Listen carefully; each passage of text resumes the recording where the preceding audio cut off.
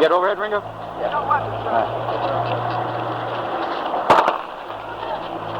We have somebody walking that way down there.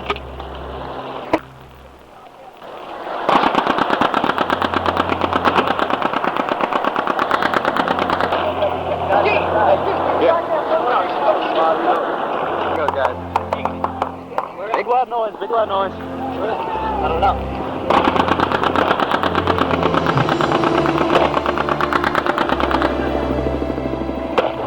Where? Hey, overhead.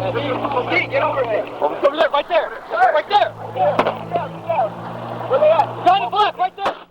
It's not common for a Marine, or natural for a Marine, or anybody who goes into combat, to want to take the life of another. We in America are trained that life is precious. And so Marines, just like anybody else, have a difficult time knowing that they will have to take it, but they will do it. That's what we're called upon in the Marine Corps, to do what's needed to be done in time of war. Certain events happen,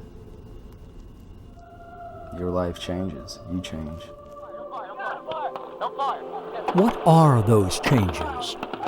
What is the physical and emotional condition of our troops when they return home to us?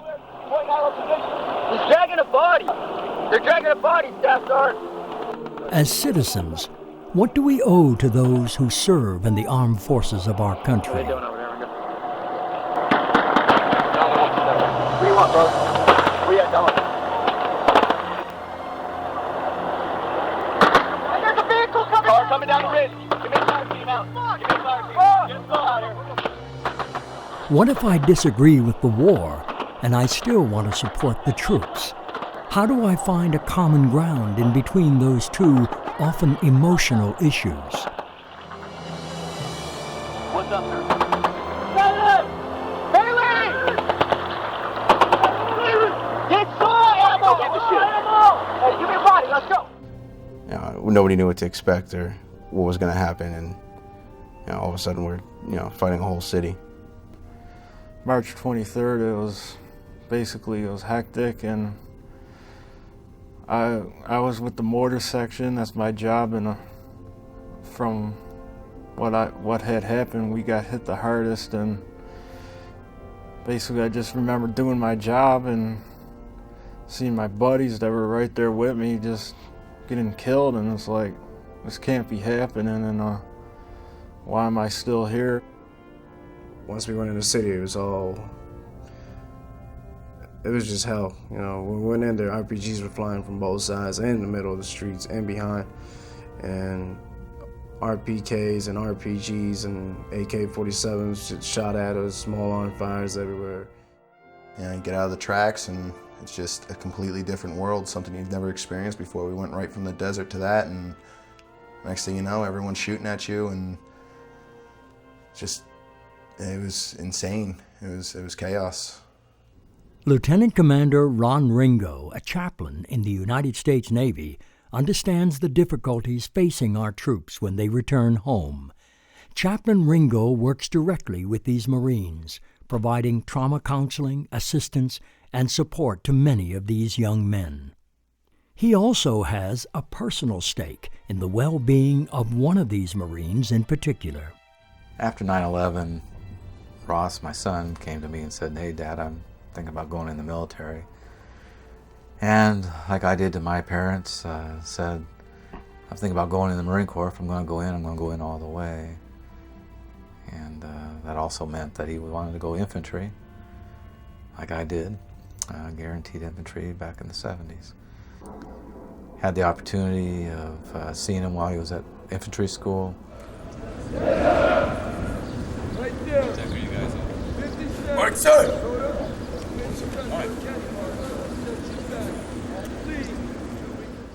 And then, lo and behold, we were both stationed at Camp Lejeune just before he was getting ready to go to OIF-1.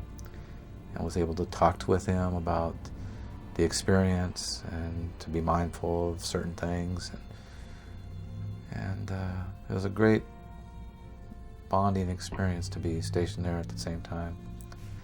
And being a father who has been a Marine and knowing that he would be ultimately going to war after 9/11, I was really concerned and fearful and not wanting to see my son get hurt, and knew that it would change his life going through that kind of an experience. On the 23rd of March 2003, we lost a lot of men and some good friends of mine, but it was expected. You know, when you're invading a country and you know it's a free fire zone and you're going toe-to-toe with your enemy, it's expected, and it was really tough. First time I got out the track, when it stopped and the ramp went down, I was one of the second persons going in the back. And being in the back last, you gotta get out first. As soon as I got out, I was like, man, I'm gonna get shot. I was like, I'm gonna get shot. I can feel it. It's like, wow, I'm gonna get shot. You know, it's like a video game when I came out too. I was like, wow, this is Iraq. You know, it's a different scenario. It's a different view and smell. And we're like palm trees, and you got houses that, you know, different designs. You're like, this is like a video game at first. It was a video game. It looked like everything was happening in front of you, but you couldn't believe it, you know. The rounds and the RPGs and the explosions.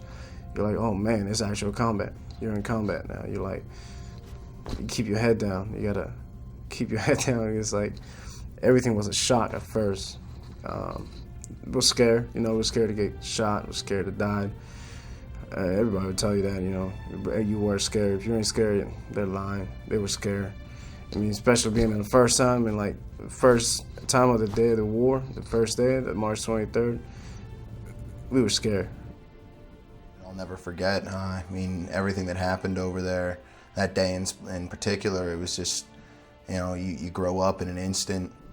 What happened on March 23rd in Ann Azari, it didn't hit me until I went back the second time to Iraq. I had my, because we had a number of guys that were killed.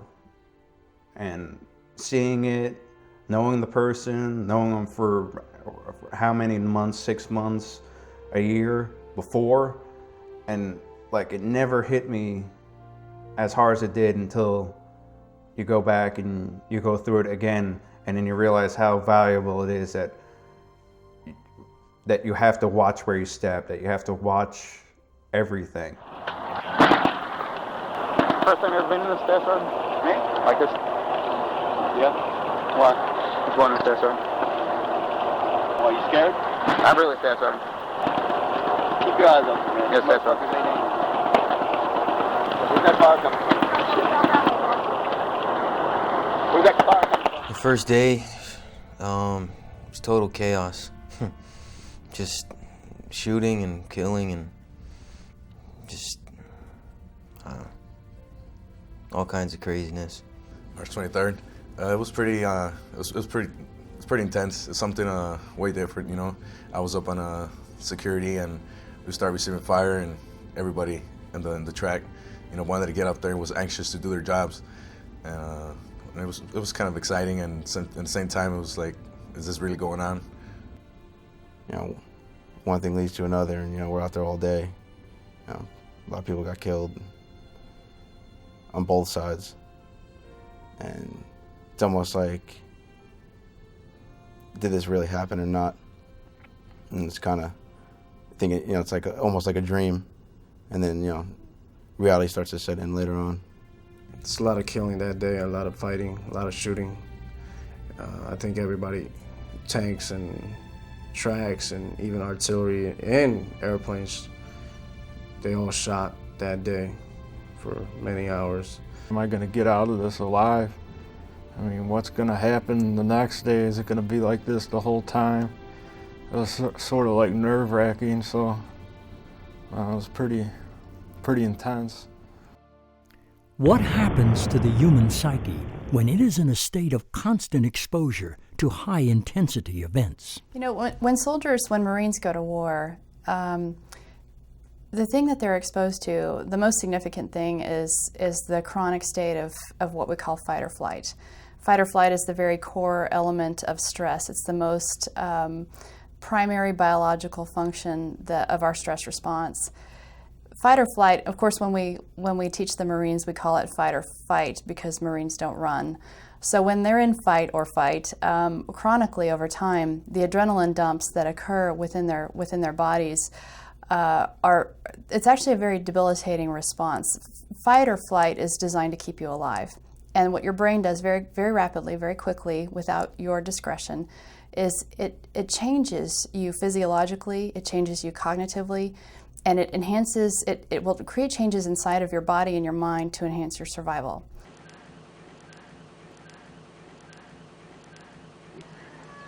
Oh, God! Oh! Holy shit! It's okay. It's okay.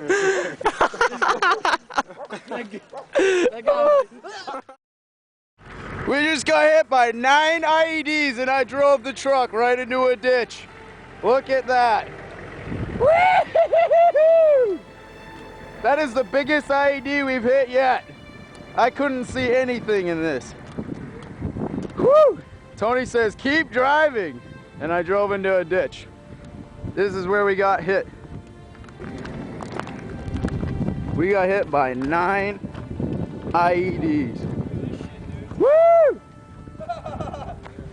This is by far the coolest thing that's ever happened to me. Get away, get away. Ah! Go, A-Team, go! We're the coolest ever. We survived that shit. Kunkel was laying right next to me, out of the turret. I thought he was dead. Hey, I'm getting a disability check for the rest of my life. Can you hear? It's kind of hard to hear. This one doesn't work. Digger, how do you feel right now? I can't hear out of this ear. You're glad you weren't in the turret? Oh, yeah. Me too. I told you death was coming, Kunkel. This is all your fault, Kunkel. No, it's his fault. Screw that. I seriously hope we don't have to go through anything like that again in a while. Yeah, to get blown up by an IED, well, as many times as we did, day after day, then it starts to get kind of funny. And you're not quite sure why it's so funny to come so close to death like that so many times. But that was an experience that death was right only a couple inches away from you so many times. And the adrenaline rush that you get from it, surviving so many times, is like that Superman feeling again. You're indestructible. There's nothing you can do about it. You just live. Adrenaline pumps, you get all of these biochemical changes in the body, in the mind. Neurotransmitters are flowing all over the place in a specific way to make sure that we have the strength that we need to fight off whatever the event is or to run away from it. Now, that sympathetic response is a good thing. The problem is that when we're constantly exposed to it, it keeps firing, and it becomes one that our system then gets overloaded with it. When there's bullets coming at you or having mortar rounds drop by you, it's like your adrenaline's pumping, so you don't really got a chance to think about like dying in that. But like immediately after, it's like got a lot of fear, like, oh, I wouldn't be here right now. It's like crazy. It like boggles your mind. Suddenly we're operating off of instinct. We're operating off of training. And I think at that moment, you just do whatever it is you do, what it is you've been trained to, whatever you've been commanded to do. And by doing that, you survive. When I was getting shot at, I just felt like a machine just looking for a target to shoot at. Like, it was fun in games, everyone's laughing, we're making fun of each other, hitting each other. Next thing you know, bullets start hitting, and I get on my gun, I look for my target, and I shoot until the shooting stops or until whatever happens. When we're constantly in this state of hyperarousal, that our body goes through some changes. And sometimes, with a little bit of rest, we're able to kind of come back to a normal state. Sometimes we're not. Sometimes we stay in that state of hypervigilance, which is one of the symptoms of post-traumatic stress disorder. And what happens is the information that enters your brain is basically, it's held within your frontal lobe, which is the area of your brain that screens trauma. And over time, that information is stored there, and when you are in a place where you can sit back and think and rest and reflect, your brain will start to tell you in its own ways that, you know what, this really bothered you, this frightened you, the fact that you almost died, the fact that you were being shot at, the fact that IEDs were exploding left and right, the fact that you saw your best friend die, this isn't normal, and this is beyond your human coping capacity. You can feel them watching you, and then you're 2 seconds later, you get this feeling, you're like driving down the road and you're not sure why you feel this way, but all of a sudden, boom, you get hit by an IED. Your body just stays in that state of readiness, and you stay pumped. Now, you get all of these adrenaline. You also get the endorphin release. It's like when you've been running and you sprint for a while and suddenly you start to feel really good. Well, it's because the endorphins are being released. So you've got this surge of energy. You've got these endorphins that are releasing a sense of euphoria, and you got a brain that's not working very well. So what will I do when the size of the world is making me ponder destinations, and the blood inside keeps beating me, saying if I leave you now, there's still a chance to forget. After that, will anything else make sense? Tell me how you think it is. Does it move you? I will listen. I will listen. Shining eyes don't look my way, but when the night falls I can see them. I still feel them. Bipolar devices seem to pull. Magnetic contrive to watch me spin. Lieutenant Moore, let's take this corner. All right, hey. From September 2001 to February 2006, we have tragically lost 259 of our best young men and women in Afghanistan. During that same period, the emotional toll of war has continued on for many of our returning troops. Dealing with the long-term exposure to the adrenaline rush of war has been difficult for many. Statistics show that during that same period, we have lost over 300 returning veterans in high-speed motorcycle accidents, with over 1,000 more injured. When they come home, they return to life as we know it, and life as we know it feels very strange to them. I call it stranger in a strange land. They come home, they look around, and they say, you know, who am I and where am I? And their tolerance for addressing things like, you know, maybe a spouse's frustration at work with a colleague or a child's temper tantrum, their threshold for tolerating that is much, much lower. To them, it seems ridiculous, it seems out of place, it seems frustrating and trivial. And so in comparison to what they've been through, when they come home, their family issues seem almost undesirable to them. It's not just, all soldiers need this. All Marines who've been in combat need this. It's going to depend on what they have when they're going in, what their experience is, and what they need when they come out. And they may not need it as soon as they come out, but the only way we know that is to sit down and have a conversation with them. So at a minimum, with every soldier who's coming out, every Marine who's coming out, there needs to be an opportunity for them to sit down with somebody and process a bit of where they're at and to see what they need, and not just say they all need this or they all need that. What they all need is some attention, some individualized professional attention to sort out where they're at. And for many of them, there will be a lot of symptoms that need to be managed. And thought field therapy is a way to do that. There's other ways to do it. But we owe them at least that. What happens is they transition home very quickly, and before they know it, they're expected to be, we call it combat to Kmart. One day they're in Iraq shooting at someone, the next day they're pushing their 2-year-old around in the car at Kmart. Being at Lejeune just before a lot of these young Marines went to war, they were all gung-ho, motivated, they're going to go take care of business, and knowing the reality of life, having been in firefights, you grow up real quick and you realize it isn't quite what you saw on TV or in the movies.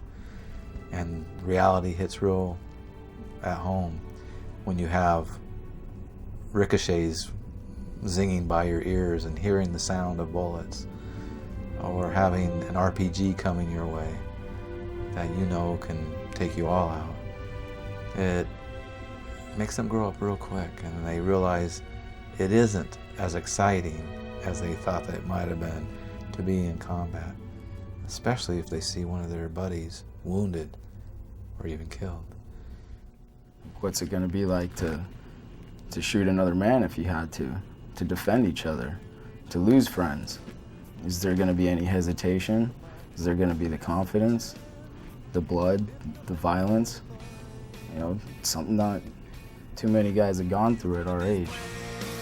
Of no return, my brothers, only to discover that our minds have led us away so far from the paper truth of who we are.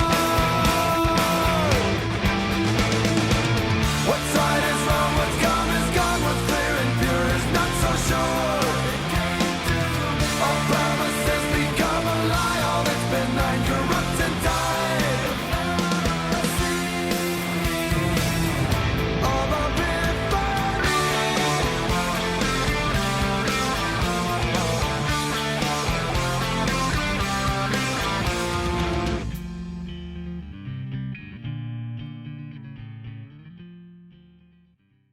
No, hey, you see anybody over there? No. Hey. Sure. Who got that phone? Ready? Smentkowski does, sir. I was thinking to myself, like, oh, maybe I can capture some sounds of, like, maybe like a small little firefight. Like, oh, I could sit there and, like, say to my friends, like, oh, yeah, this is what a machine gun sounds like when it's shooting. But I never expected it to be, like, within 2-3 days that of having it on there and making sure I don't break it, and making sure it's not that dirty, that it would sit there and like carry on, and so many people would listen to it and be touched by it.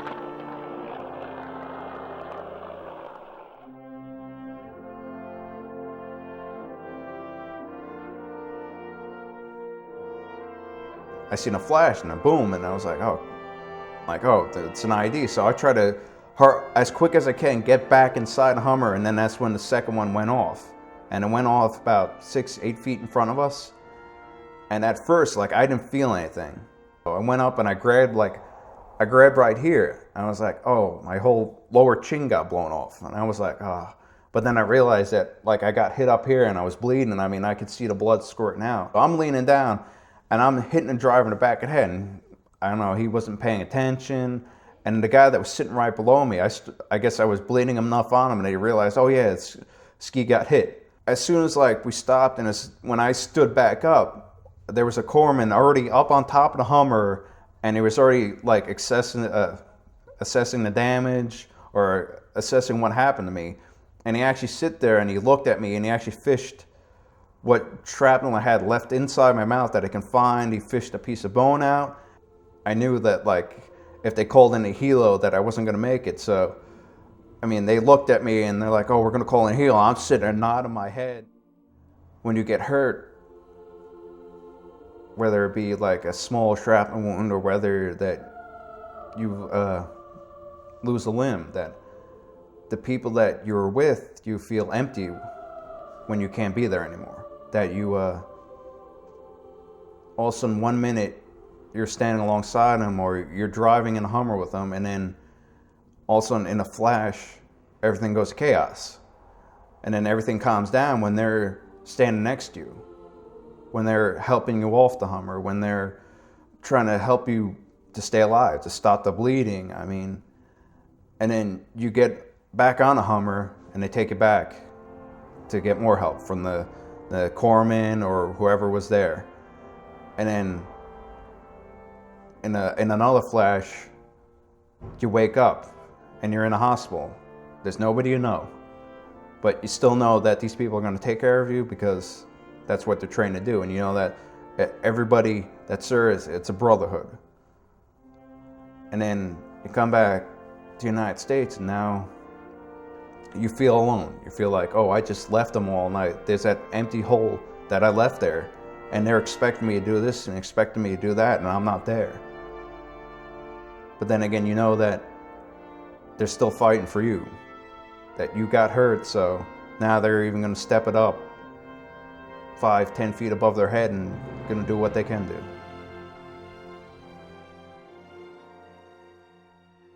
Our Marines who come back are telling us in many ways, I have problems, I need help. The leadership still is afraid to address it. It's almost like if we open that can of worms, are we going to be able to close it back up? And what I have told many leaders is your can of worms is wide open. And so it's a definite culture change. It's a definite shift, and that is very hard in any organization, no matter how big or small. Changing your culture it takes years. And so I think there are many leaders in the Marine Corps who are looking at the situation and saying we need to do something different because what we have been doing isn't working.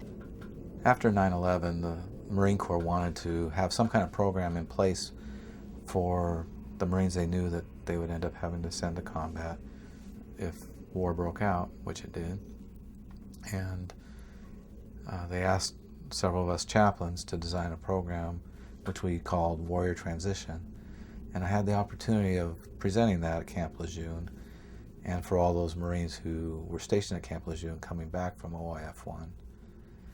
I had the opportunity of ship hopping, holy heloing we call it, from ship to ship. And on the last ship had the opportunity of having my son on it, on the USS Ponce, and hanging over the rails and talking about the experience and sharing the program with them. You know, as much as I want to get home, when I hear that I'm traveling home on an amphibious ship, I'm actually kind of relieved because I know I'm going to have time to decompress. I realize that I'm going to have time to share my war stories with my brothers who were there with me. And they're actually relieved when they hear that they're going home on a ship versus coming home on an airplane.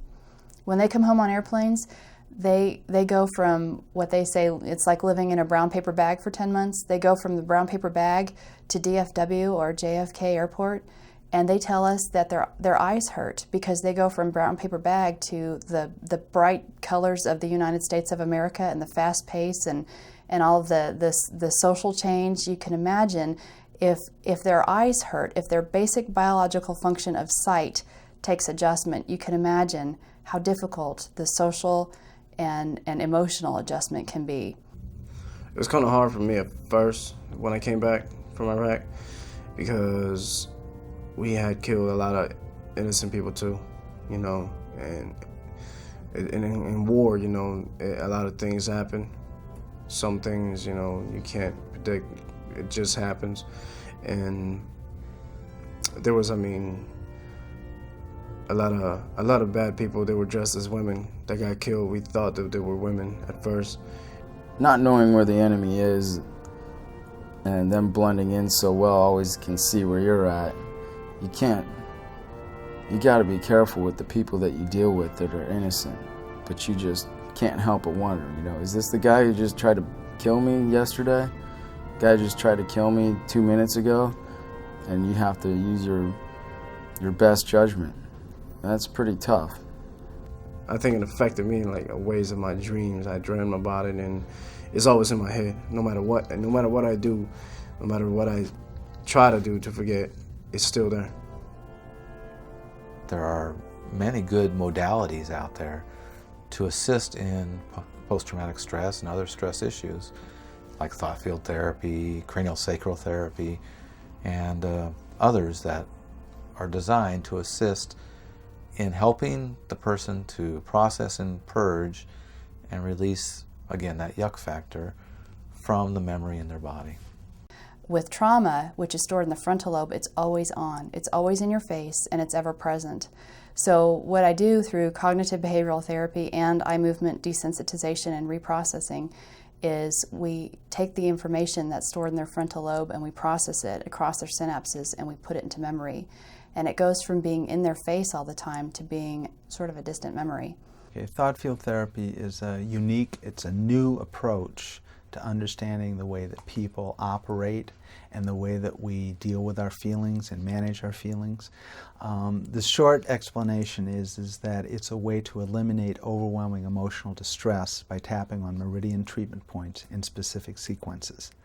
And what we're doing is we're using the meridian treatment points, the places they would put acupuncture needles or do acupressure in Chinese medicine, to use those meridians as a way to access the most fundamental control mechanism in the human mind and spirit and body. All copy. Hey, conserve your ammo! I'm gonna get close to the wall, alright? You gotta get above my head, alright? Huh? You're gonna get above my head. Yeah, fire.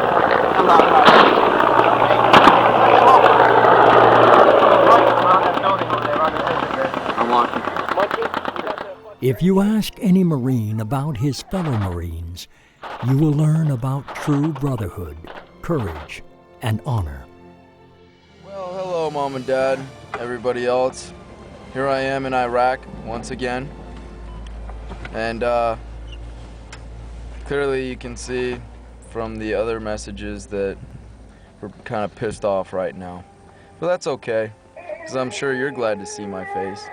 Well, here's my team leader. This is Anthony Irismano. Hi, I'm the kid that got in trouble with your son last year.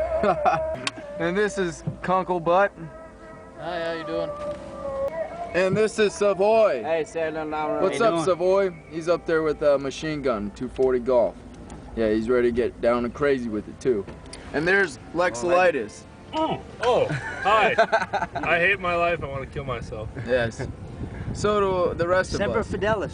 Semper Fi. Semper Fi. Semper Fi and oorahing every day, all the time. Yes. So that's it for now, and I'll give you another message later. The people I went with was a variety of people, Spanish, white, black. And in the Marine Corps, we actually didn't have the color, we had the green, or the desert, whatever we were wearing. That's our color, we looked at it as the camis. Our name was our rank. The guys I serve with, that's one of the things that I will never change. That's one of the things that I actually like about the Marine Corps is the guys I came in with. We talk about it all the time. That's probably the only thing I'm gonna miss from the Marine Corps is my friends, because they're the only friends I got. I ain't got my friends back home other than family.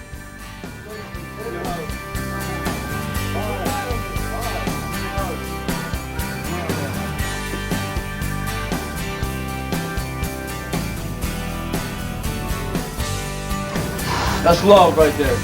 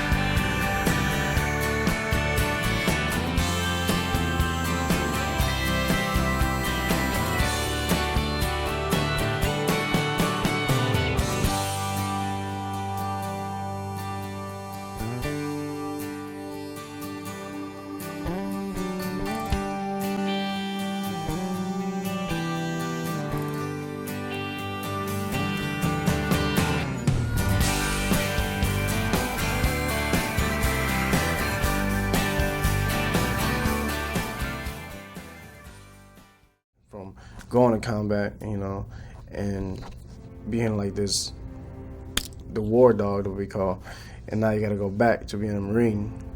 a squared away Marine, you know, haircuts, this, that, you know, the routine that everybody follows in the Marine Corps. Some people it was easy, some people it wasn't. It's not easy to adapt yourself and change back, you know what I mean? Not after sometimes people never kill, you know, nobody expects to go over there and lose their friend too. I think that affected a lot of us, you know, to lose close people. Well, for me, I know I'm always gonna have to deal with a lot. You know, it's get impatient. You always want things done. You like to see results, like in work. When I go to work, I like to see results. It's just hard coming back and readjusting to normal life. You know, it's not everybody's trying to kill you over here, so it's you got to realize that. I mean, come back and I've been really jumpy both times, and you know, I'm just trying to, I don't want to say forget it, but let it go and ease away from it. You gotta have patience. You gotta understand that there's a living style for everyone, and yours definitely changed. I think that there's lots can be done, but we have to have the will, and we have to have the leadership that says, let's spend the money and the time to do it. Because in the end, we pay the price anyway. When you look at the homeless population, what do we know? Half of them are vets. A third of them are combat vets. You know, when we look at drug and alcohol programs, who predominates? You know, we pay the price anyway. Why not let's do it right and actually help people and maybe end some of the suffering? When they were finally able to let some of the wall down, and they started to be open to the interventions that we did, it was an amazing process to watch them go from very hurt, very angry, completely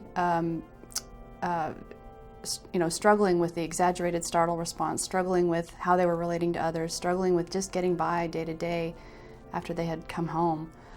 It was amazing to watch them go from that point to what and this was the most validating thing, is when their spouses call us and say, hey, I've got normal guy back. The thing that they probably missed the most was just the normal lifestyle of the family, their families. I'm tired. I miss you, baby. You know, living in a little round hole, basically, for many days, with many days, months, without a shower, and just utilizing what they had on their backs, gave them a great appreciation for the things that we have here at home. You have a lot of time to think when you're out there, sitting in a dirt hole or wherever you might be. If you have too much time to think and there isn't enough activity, you start to question yourself, and you always wonder. I'm always wondering, where's my family right now? I wonder what's going on with them.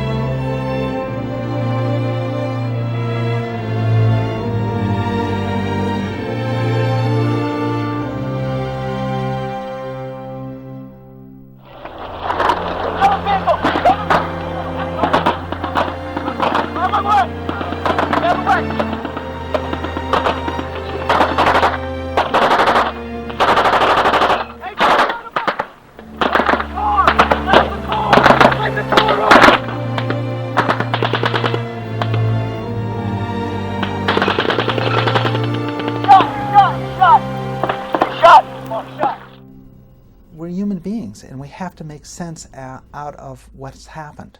We have to be able to put a temporal spatial map to the events and to our experience. And that's how we make sense of our lives. I mean, there's that side that you have two personalities now. One that is what was there before, like that just like the outside shell. What everybody sees that they grew up with is what it's on the outside, and what's on the inside is what events and what actions you've done that would sit there and just stay on the inside, and there's no other place for it to go. The shell that's on the outside holds it in, and the only person that knows about it is you. And you know, the only person that could sit there and make it better, sit there and make it right, is the person that is in that outside shell. We can teach our Marines how to help those other Marines through thought-filled therapies, through just basic crisis intervention skills, and that's the way to do it. That is the way into the hearts and the minds of the Marine Corps, is through other Marines. It's not through people like me, because it would take people like me months to get in, where a Marine could walk into a room and say, you know, this is who I am, and it's instantly taken as sacred. And Marines stick together all the time, you know. We train together, we stick together around the fields, go into the field together, and, you know, we suffer together, and we seem to stick together all the time, working together for years and training together through either, you know, the rain or the heat or in the desert. You learn to love each other in combat. You gotta work together to stay alive, you know. I'm glad I met all of them, all the guys I met. Really glad I met them. They're all a bunch of good guys. A lot of them are like more than brothers. After designing the Warrior Transition Program, the Marine Corps knows that this is just a step in the process of wanting to assist those who may experience difficulties from being in combat.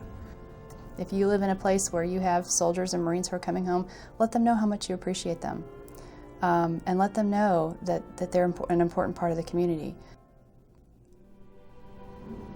I wanted to serve my country over there. That's why I picked infantry, because I knew I'd get a chance. Plus with the Marine Corps. So I feel like I got something off my shoulders. I did my half or whatever. Hey you wave at the camera? Hi. Did you go out there, Candy? Winning hearts and minds. I'd say the general population in Iraq wanted us there. And the second tour that we did in Iskandariyah, it showed a lot more. They were appreciative of what happened, like when they got to vote. And we're in the PD station. Tomorrow is the elections. We got a patrol tonight at 12 o'clock at night. We're probably gonna get hit because it's election day. There was way more people showed up than we thought were going to. We thought the streets would be dead, nobody would come, and everybody came. Men, women, and children were everywhere, actually having that free choice, finally. And I think that day right there got to really show us their appreciation. Say something, I see. Yes, I worked with the Marines, USMC, yes, in order to save my country and save myself, save my family, to protect our people from a terrorist people. Yes. What's up? Some for dollars? What's up? Some for dollars. Yes. Ruiz, I considered him just like my brother because he's the best brother to me. Amid the chaos of war, it is not uncommon to see our American men and women rise above the mayhem and display the compassion that we at home would all be proud of.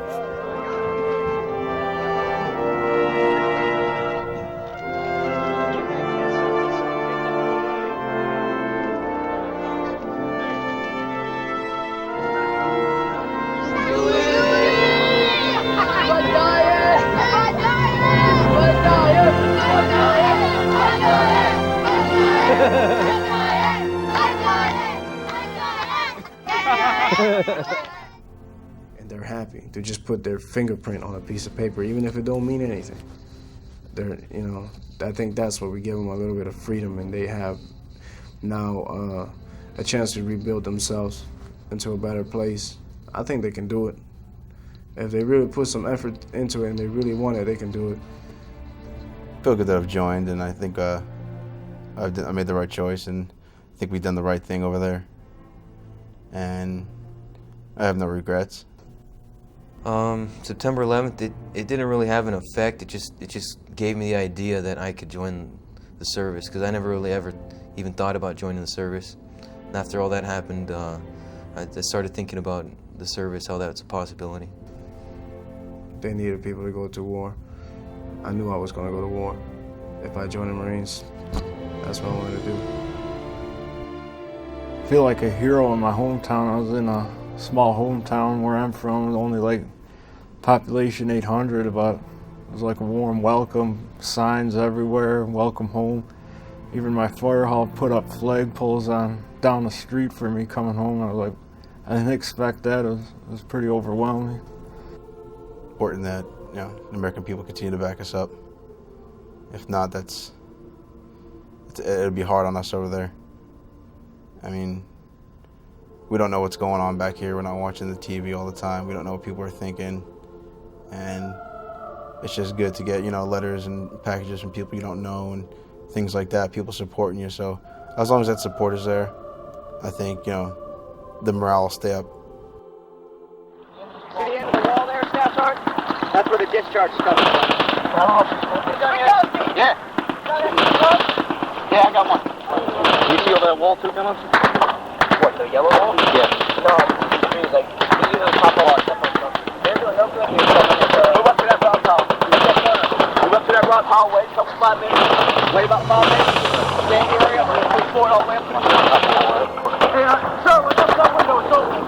Fire out of that window right there. RPG! Get down! Get down! Get down! It's in your mind. There's not a day that goes by I don't think about what goes on over there and what's happened to us both times, and the friends I've lost and people I really didn't know that didn't come home, and it bothers me. But I mean, nobody wants to see anybody die, but that's what happens in war.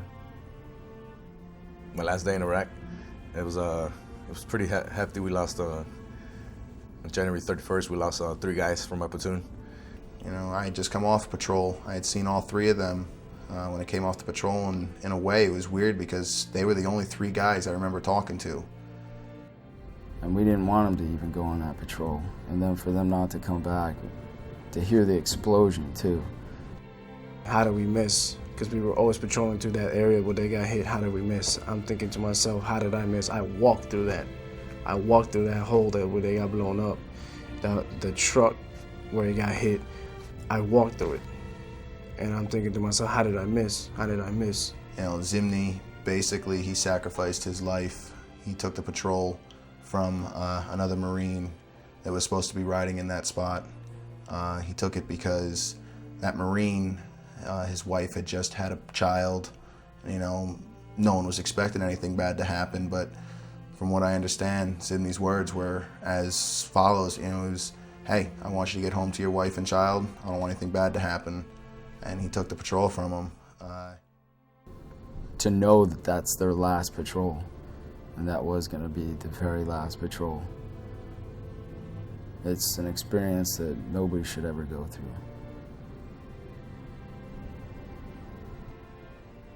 Corporal Zimny, Lance Corporal Rutherford, and Lance Corporal Swain, all rest in peace. That was on the 31st, and I believe we left a couple days later.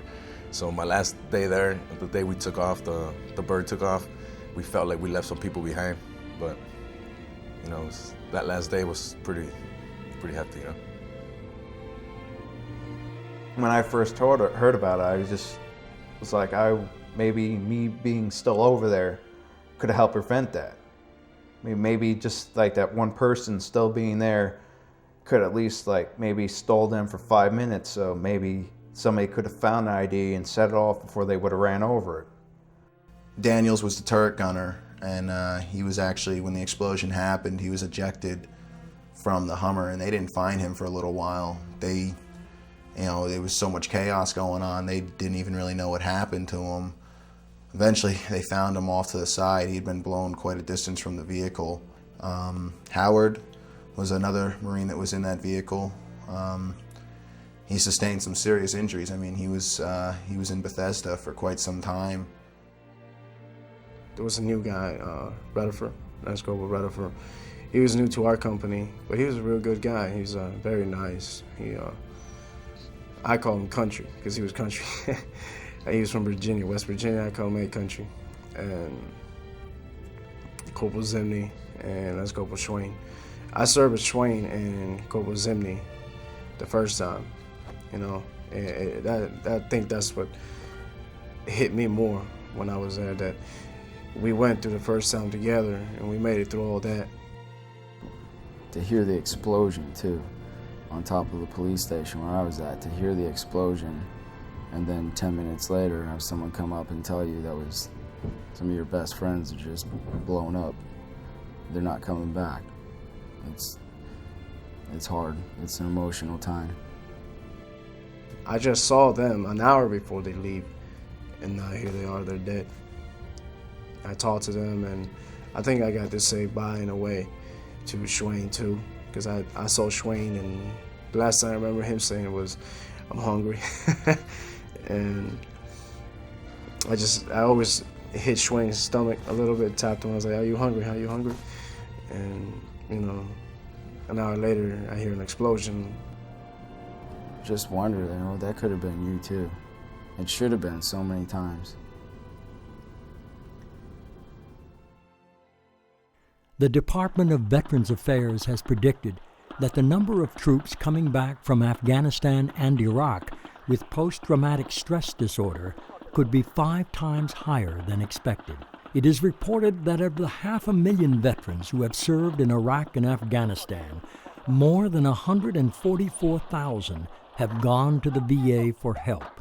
Nearly a third have been diagnosed with mental disorders, and nearly half of those with post-traumatic stress disorder.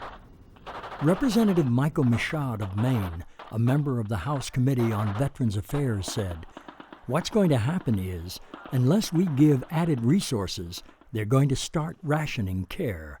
It's going to have to start pitting veterans against veterans," unquote.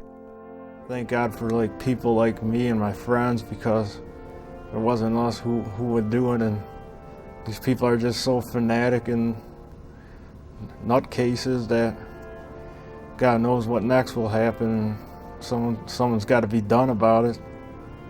It basically sums it up. You always have the guys next to you. That's what made everything, is the guys next to you could talk to. They always had your support, and that's all that really mattered at the time. Go! Go, we're good! Go! Back up! Back up! Back up!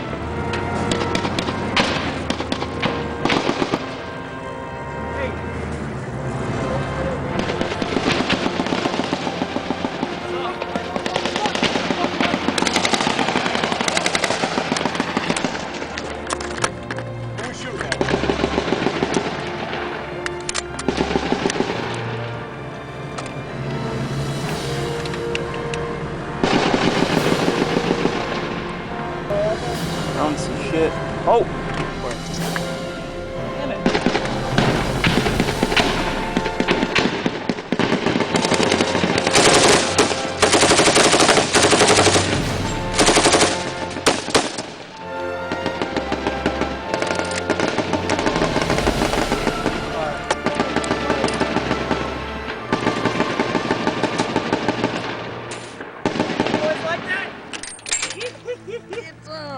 Whoa!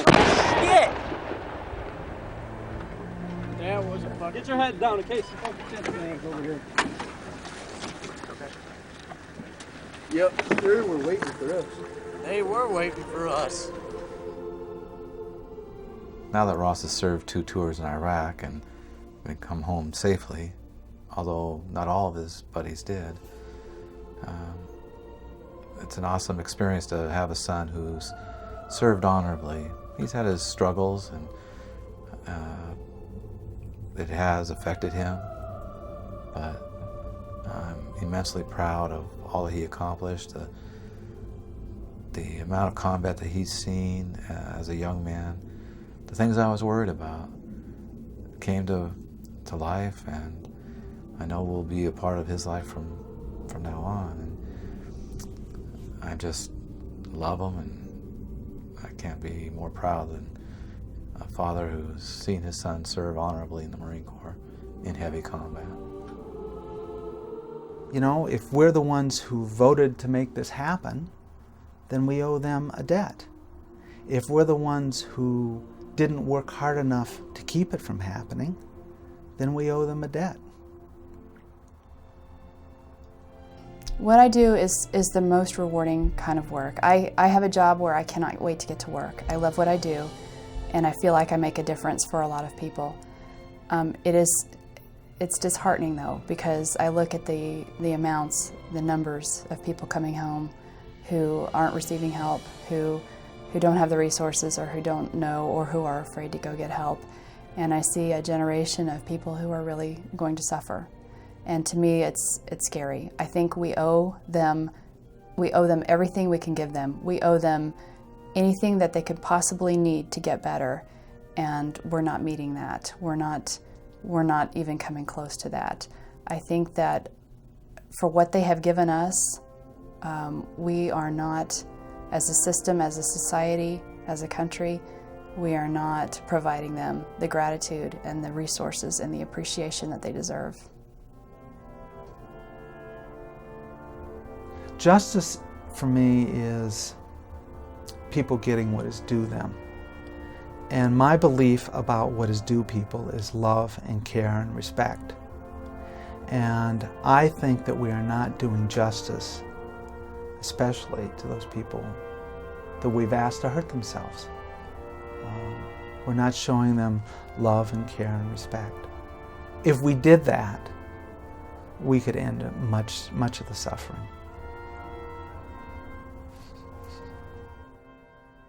The strength of our country is perhaps measured best by the compassion we show to one another in times of greatest need and vulnerability. For at the final twilight, St. John of the Cross reminds us, we will be judged by love, and by love alone. I feel it's hard to explain to somebody who's not been in the military before. You have to kind of break it down for them on a different level versus talking to one of your buddies. They just don't understand. But you know, you can try to paint them the best picture, but I still don't think many people understand what's going on over there. The first time when I left Iraq, I felt like I was leaving something behind for some reason. Kind of strange to say, but I did. I didn't want to be there, but I didn't want to really leave. I felt like something was kind of unsettled. I mean, I don't say it all the time, but yeah, I am. I'm proud to be a Marine, you know. I'm proud that I served. I'm glad I went to Iraq. And it was God's will if I came back or not. Certain events happen, your life changes, you change. Oh God. Anyone hurt? Oh God. All right. It'll pass. Lord, help us get out here, all right?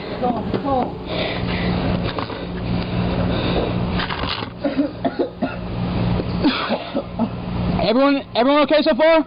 Oh shit. Fucking done yet, chill. Let's get out here, all right? Please, Lord. Oh shit! Holy shit! Hey, chill. Lord, please let it stop. Please let it stop. Oh shit!